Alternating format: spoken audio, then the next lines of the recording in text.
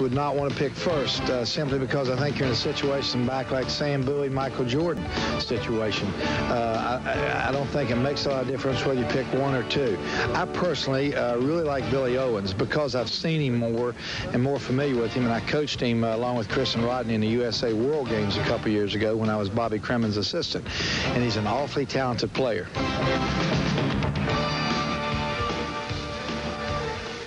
Welcome back live to the Charlotte Coliseum. Jim Salanio along with Cedric Cornbread Maxwell. And, you know, after hearing Les Robinson talk and you talk about Mutombo, he talks about Owens. The more I look at this, I don't think you could go wrong with any of the four players.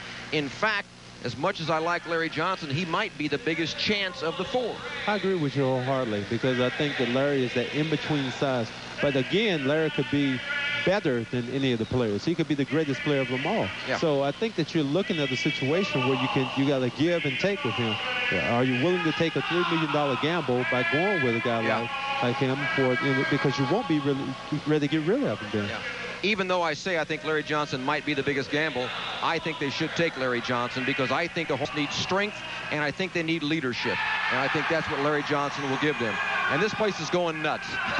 You know, the Hornets brought 4 players in and looked at them.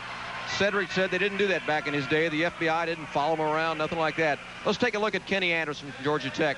He was the first player to come to Charlotte, and everybody knows what this kid can do. He's probably the greatest ball handler to come out of college ball since Magic Johnson, but he's around 6 feet tall, Cornbread.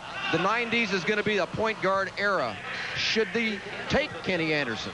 I don't think we can take Kenny Anderson and afford to take him right now because we have a surplus right now of guards. But at the same time, this kid reminds me of Nate Archibald. Yeah. And I played with probably one of the greatest point guards there was around in Tiny. And he reminds me of the same mentality, the same kind of shooting ability. I think he might not be as quick, but I think he might be a better jump shooter. So I don't really think you can go wrong with him. But for this particular team, I don't think you have such a surplus with Muggsy and Rex and kids like that you can't afford really to take him. Yeah, I hope everybody's old enough to remember Nate Archibald. Before he was injured, he was unbelievable. He led the NBA in scoring and assists, and no one ever did that. He did in 1 year. But Kenny Anderson, his size and maybe his immaturity as only a sophomore coming out of college, those things can be overcome. 6'2", 168. He can put some muscle on.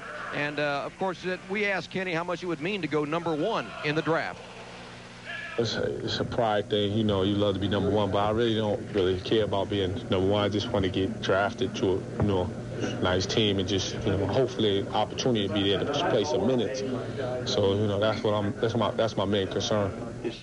Well, the one thing Alan Bristow wanted to make sure of, he didn't want to overlook Kenny Anderson. He wanted to make sure this was not their man.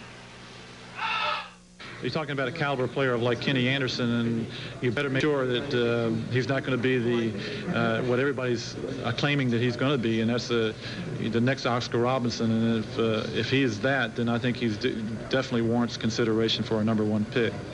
Well, I don't think there's ever going to be another Oscar Robertson. There's never going to be another Jerry. There won't even be another Cedric Maxwell. Who wants one? I imagine a lot.